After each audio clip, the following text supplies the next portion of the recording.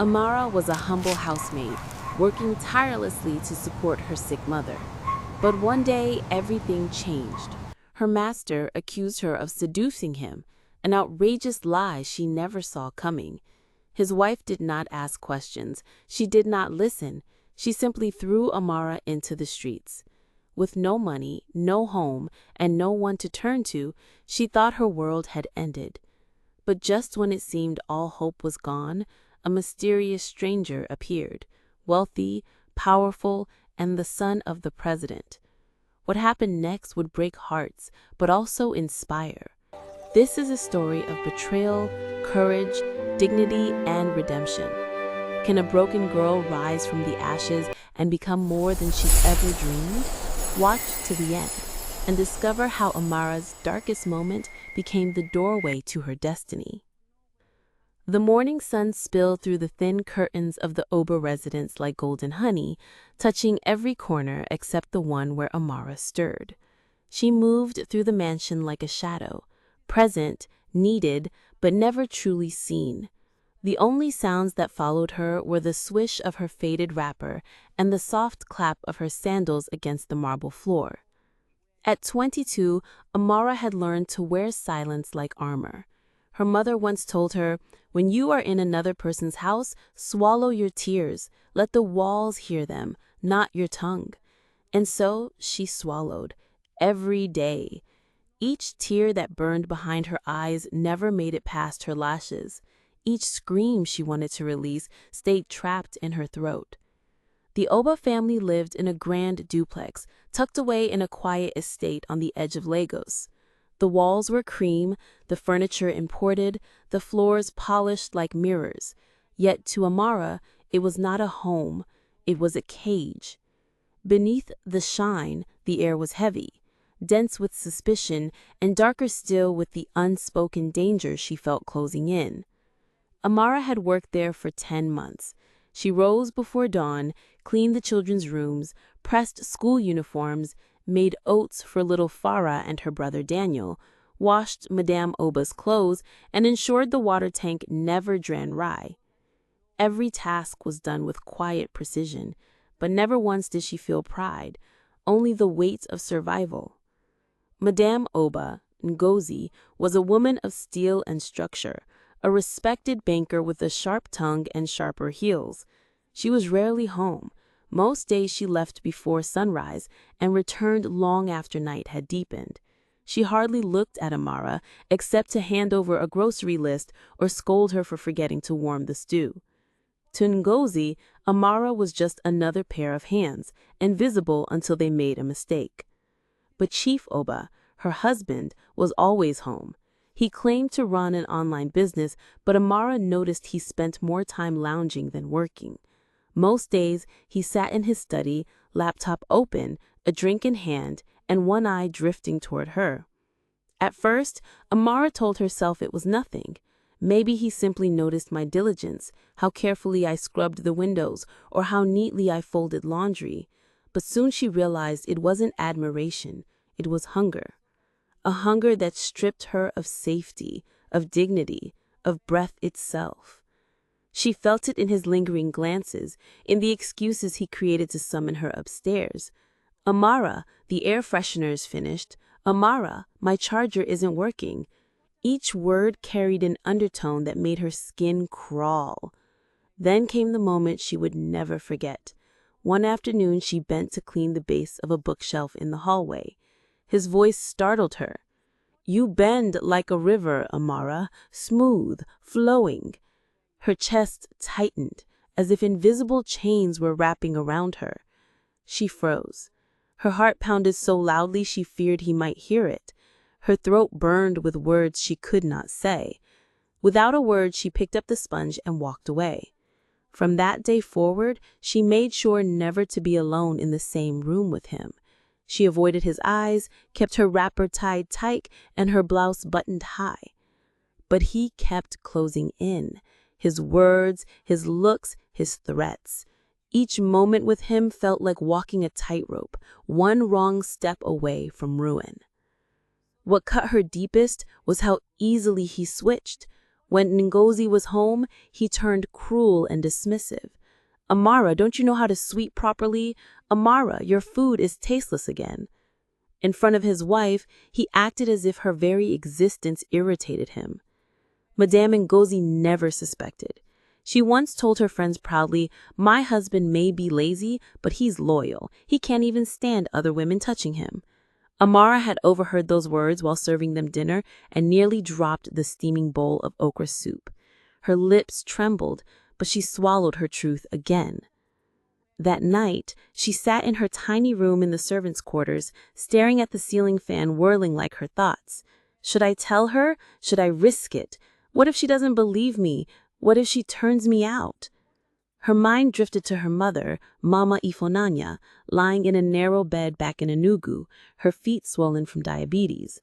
Amara's last salary had gone into insulin. She had no savings, no backup. If I lose this job, Mama might die. She pressed her face into her pillow and cried softly, muffling her sobs until they drowned into silence. She thought about writing a letter, then remembered her mother's words, "Let the walls hear your tears, not the world." Each day that followed, Chief Oba's pressure grew heavier. His whispers thickened. His eyes tracked her like a predator. Amara's silence grew denser. She walked on eggshells, praying for strength or a miracle. One morning, as the kettle boiled, she moved through the kitchen with practiced ease, frying eggs, buttering bread, pouring tea, but her chest was heavy. Every corner of the house carried memories she wanted to erase. The staircase where he whispered vile things, the children's playroom hallway where his hand had brushed her back by accident. The mansion she cared for had become her prison. As she placed the tray on the dining table, she felt it again. The eyes. Chief Oba stood by the living room window, arms folded, watching her. He did not smile, he did not speak, but his stare made her skin tighten, as if it no longer belonged to her. She turned quickly. "Good morning, sir," she whispered, her voice barely steady, though inside her heart was screaming for freedom. Chief Oba didn't respond. He only kept watching Amara until she slipped back into the kitchen. Her heart pounded faster than ever. Each passing day made it harder to pretend everything was normal. Even the smallest chores, once a source of peace, now felt like punishment. Washing dishes, which once calmed her, now drained her spirit. Even the children had started noticing. "Amara, why do you look sad all the time?" little Farah asked one afternoon as she braided her hair. Amara forced a smile, hiding the storm in her chest.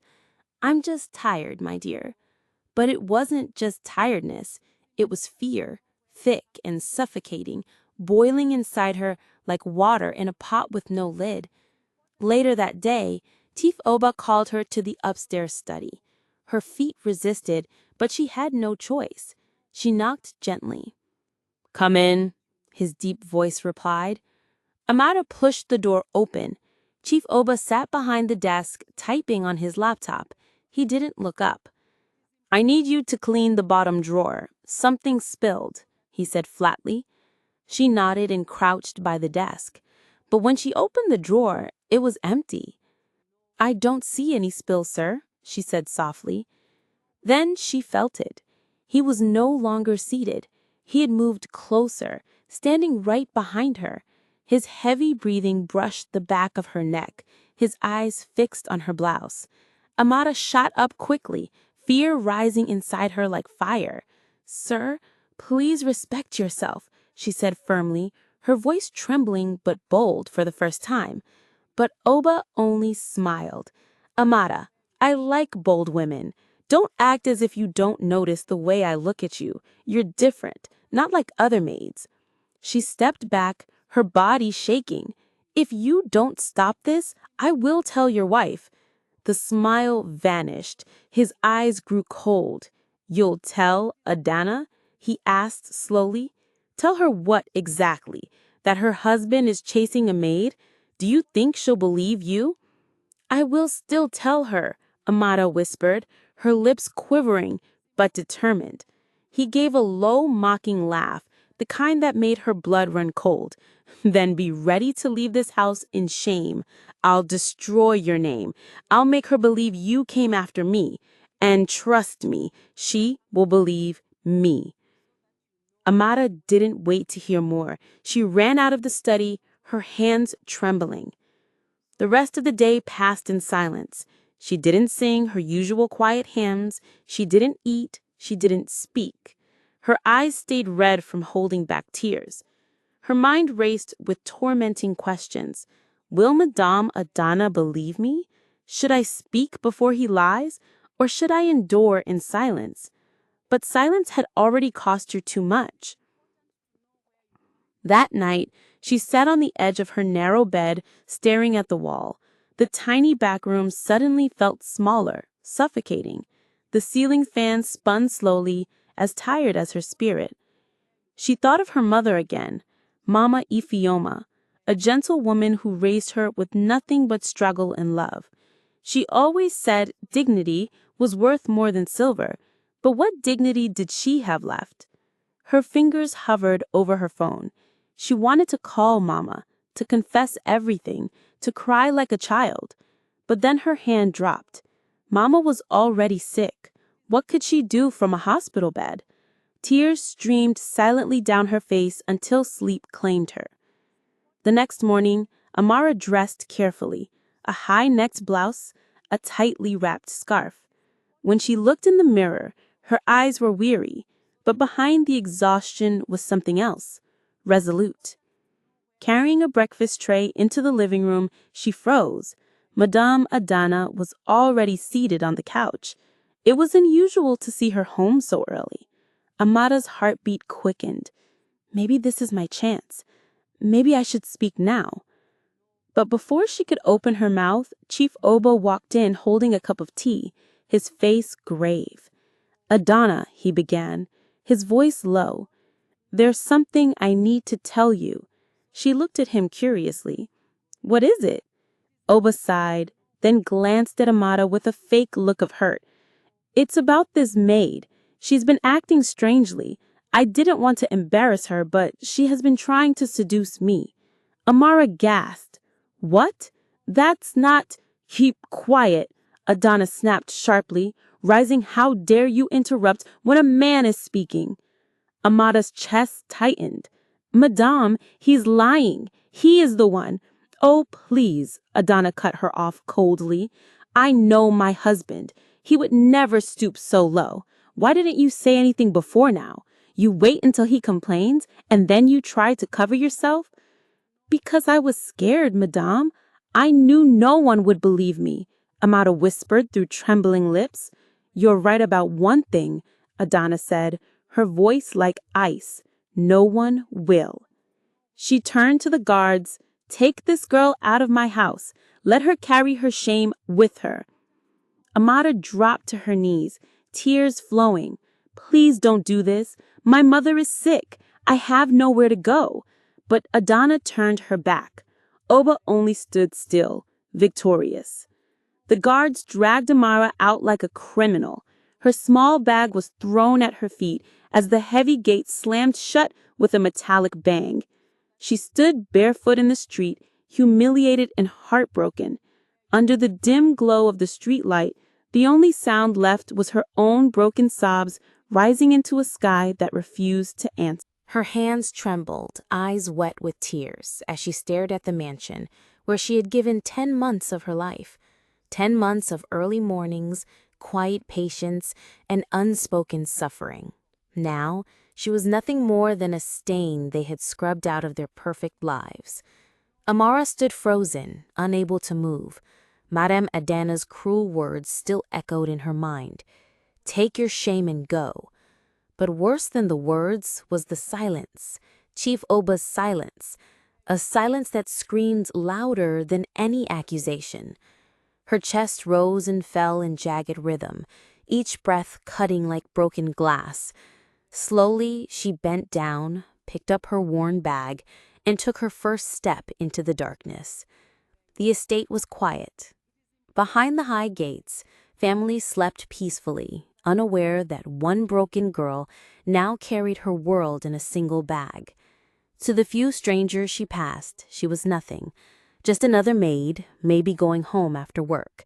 But she had no home to return to. Her phone buzzed weakly, 3% battery. A voice note from Mama sat unopened. Amara couldn't listen, not now.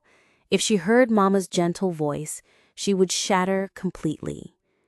Her purse rattled with coins, barely 50 naira, not enough for food, a bus ride, or even a place to sit and rest. The salary she had been waiting for, the one that was supposed to pay for Mama's medicine, had disappeared with her job. She walked past shuttered kiosks, neon signs flickering over locked shops. A gatekeeper she begged for a seat only waved her off. "I know once wahala dis nights. Go, I beg." So she kept walking. At the junction, she reached the main road. Cars roared by, their headlights cutting through the dusty Lagos night. On the corner, she saw an abandoned shop, its shutter half pulled down. She slipped inside. The smell of rust, urine, and damp paper filled her lungs. But it was dry, and tonight, dry was enough.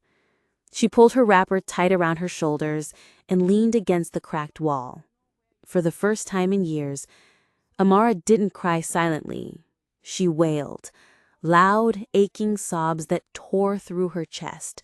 She cried for Mama, who would wake up wondering why her daughter hadn't called. She cried for her dignity, crushed under the weight of lies. She cried for herself, for the girl who only wanted to be good, to work hard, to help her family, but instead was thrown away like trash. By dawn, Lagos was stirring. Traders rolled carts, boys shouted as they chased each other, men lit cigarettes and blew smoke into the pale morning air. Amara sat up, her back stiff, her eyes swollen. She dusted her skirt and picked up her bag. She had no plan, no destination, nothing. But something inside whispered, "Keep moving. Don't stop." So she walked. Toward mile 2, she thought maybe she could find a bus park. Perhaps a conductor would take pity and give her half a ride to Enukba. Or maybe she could borrow someone's phone and call Mama, just to hear her voice, just to hear one prayer that might steady her heart. But hunger gnawed at her. She hadn't eaten in almost 24 hours. Her legs shook beneath her. Her scarf was stained, her face marked with the weight of the night. The city was alive, yet she felt invisible, until suddenly, she wasn't. She didn't hear the horn. Her thoughts were too loud, her vision blurred by exhaustion. Stepping onto the service lane, she froze at the screech of tires. A black SUV swerved and missing her by inches. The driver slammed his door and stormed out. "Are you mad? Do you want to die?" he shouted. Amara's knees buckled. She dropped her gaze, too weak to reply. "Answer me. You almost killed yourself." His voice was sharp. But then he paused. Her silence, her trembling hands, her tear-streaked face, it all told him the truth. She wasn't careless. She was broken. His tone softened. Are you all right?" Amara raised her eyes slowly, her voice cracked and raw. "No, I'm not okay." The man froze. He was tall, well-kept, with polished shoes and a crisp shirt that didn't belong on a dusty Lagos street at dawn. He looked like someone from another world. He stepped closer, cautiously, as though approaching something fragile. "What happened to you today?" he asked, his tone calm and respectful. Amina opened her mouth, but no words came. Her throat was dry, her lips cracked, her mind still reeling from the events of the night before.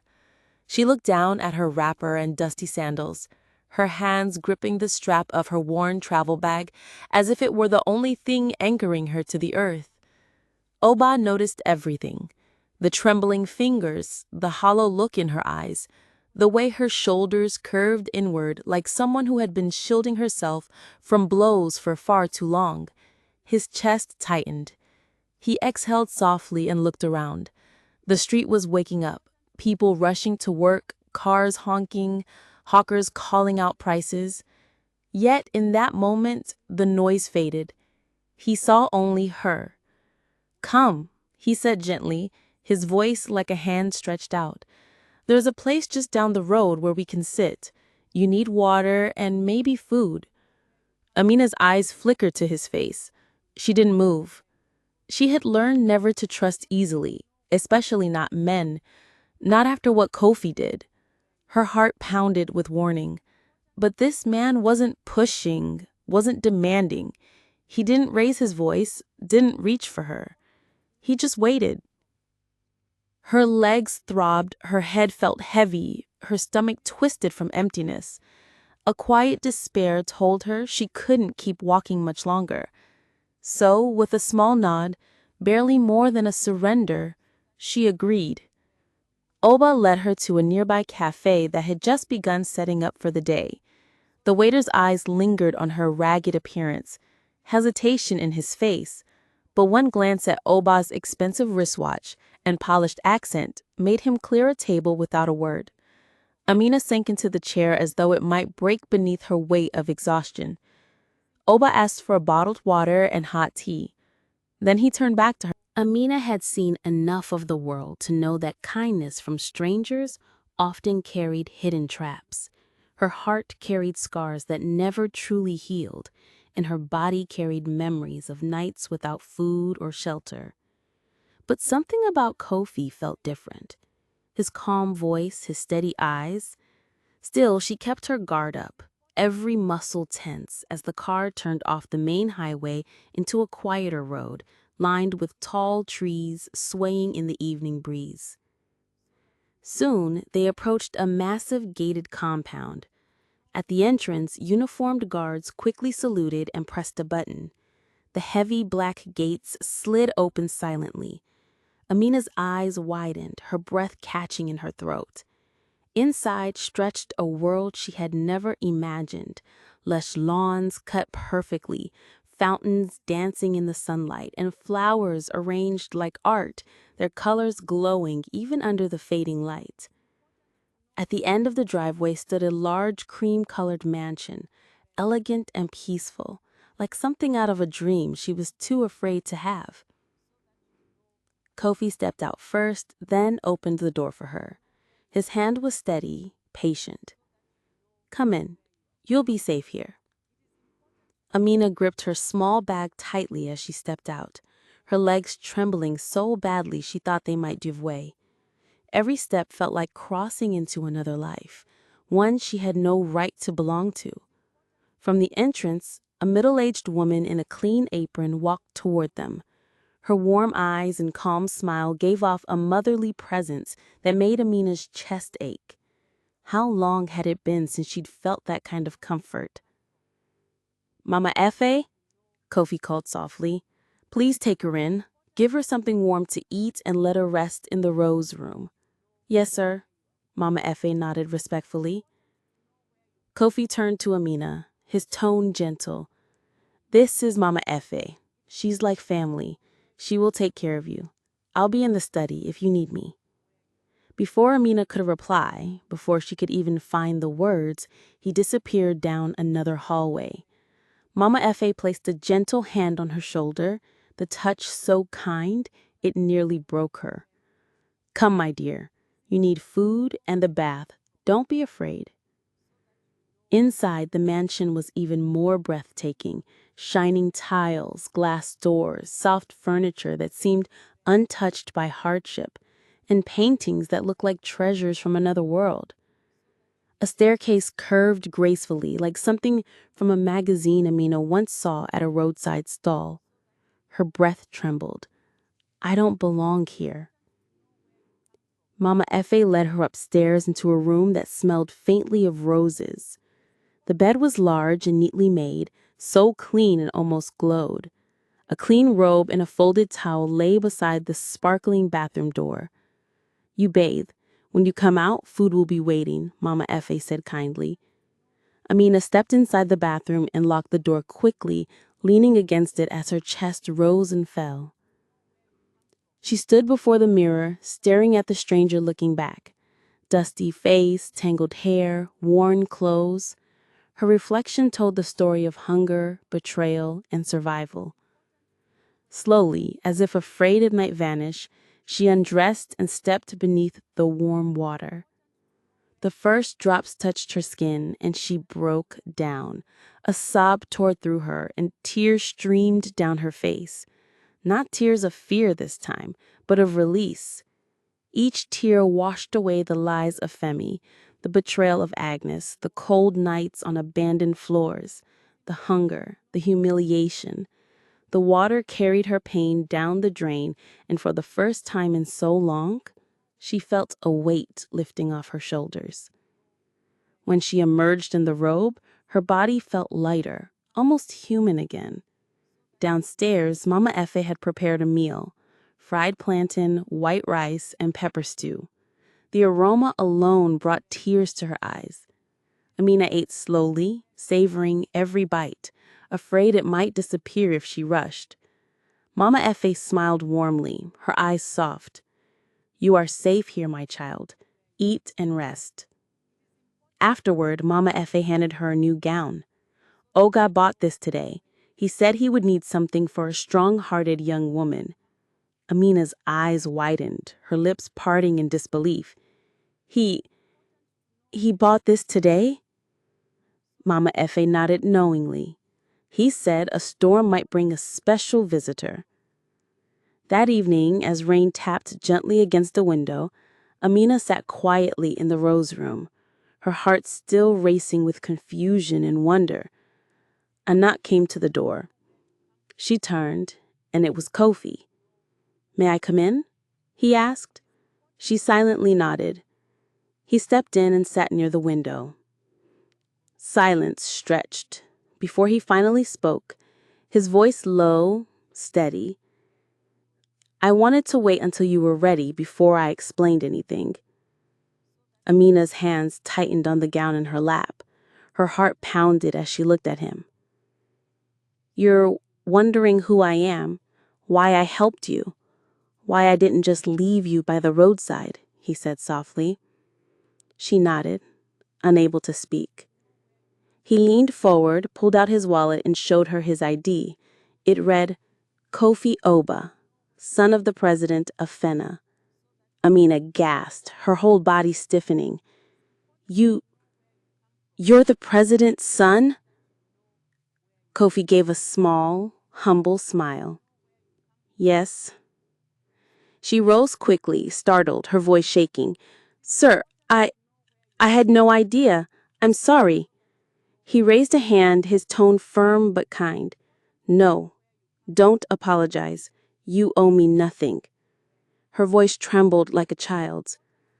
"But why would someone like you stop for someone like me?" Kofi's eyes softened and something deep flickered in them. "Because I know what it feels like to be broken. Maybe not in the same way as you, but I've carried pain that made me want to disappear.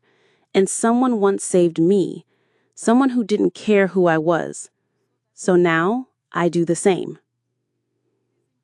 Amina's eyes filled again, but this time with something new, something fragile, glowing. Hope. "You're not just a maid, Amina. You're a woman with a heart, a voice, and a future. I see that. I see you." She could only spipper, her voice trembling. I don't know what to say." "You don't have to," Kofi replied. "Just believe this. Your life is not over. It's only beginning." Amara hadn't cried herself to sleep that night.